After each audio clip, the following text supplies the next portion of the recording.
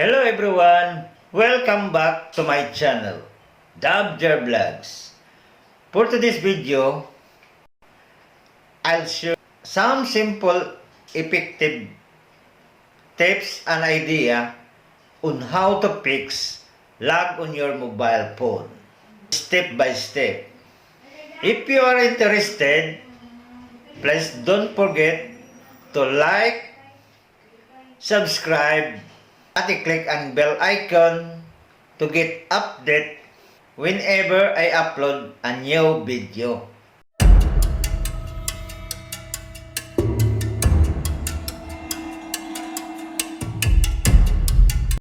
So now let's proceed to step number 1, Clearcast.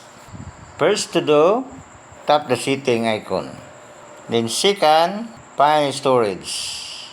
Scroll up. Then tap storage. After, and now storage is already open. Then, as you can see, the storage internal is 26%. So you need to clean up. Tap the clean up. And then the reminders, the feature required phone master to have access to user permission. Please go setting and tap setting. For example, ABG antivirus. Tap ABG antivirus. After tap ABG virus, this is the result. Permit usage access already on. So, here, the apps will track other apps you are using and how open you use them, as well as access setting like career and language. Then let's proceed to step number 2, close background apps. The next step to do is close running apps in the background. First, to tap the 3 line. Swipe one by one to the right. As you can see, you found too many apps you already open. So the next things to do is to swipe to close them all. Like that. Swipe to close up. Like that. The same like that. All apps, you swipe it up. Apps running in the background can consume RAM and make your phone lag. This is the reason why your phone is lag. So, you need to swipe up to make your phone good performance. Like that. All swipe up, as you can see. Step number 3, developer option, animation scale. First to do is tap the setting icon. Then the next, go to about phone. Tap my phone. Then scroll up, find build number. After, tap 7 times. 1, 2, 3, 4, 5, 6, 7. No need, you are already developer. Back to settings. Then scroll up. Then tap system. After tap system, scroll up. Then tap developer option. Then after, scroll up. Then find animation scale. Find Windows animation scale. Tap it. Turn on animation scale. Then the next, tap transition animation scale. As you can see, they already animation off. So, you need to change into animation scale. After, animator duration scale, change into 0.5 times or turn off. Tap back. After tap back, this makes your phone feel faster by speeding up animation. So as you can see, now it's very fast. Check. Oh, now change performance into very fast.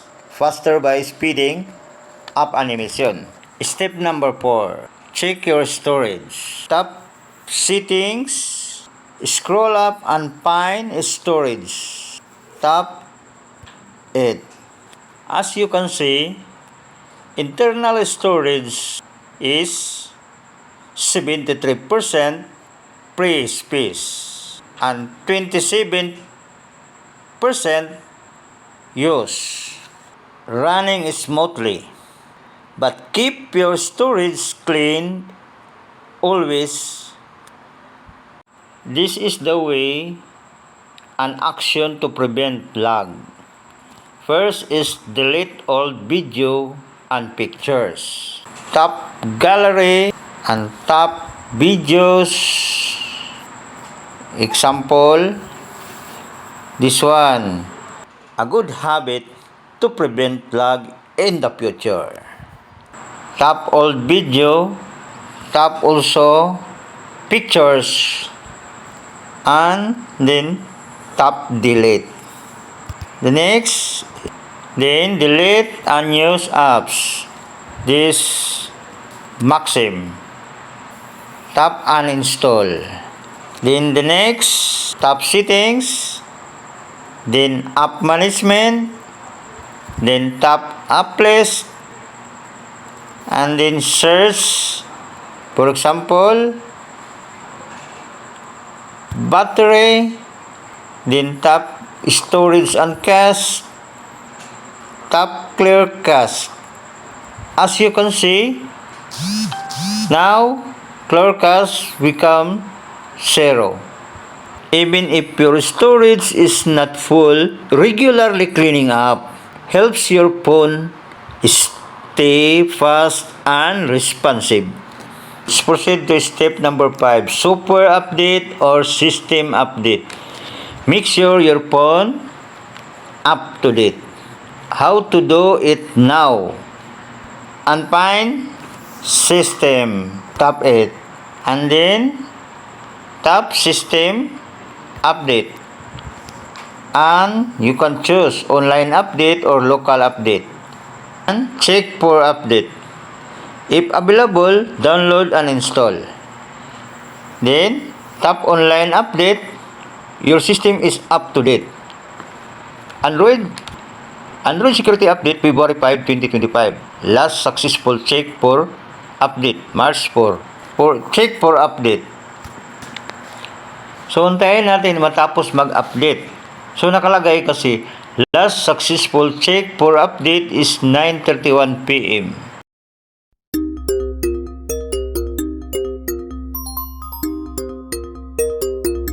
If you found this video helpful, don't forget to like, subscribe, and click the bell icon to stay updated on my latest uploads. And share with your friends and family to help them discover free and useful tech tips and solutions.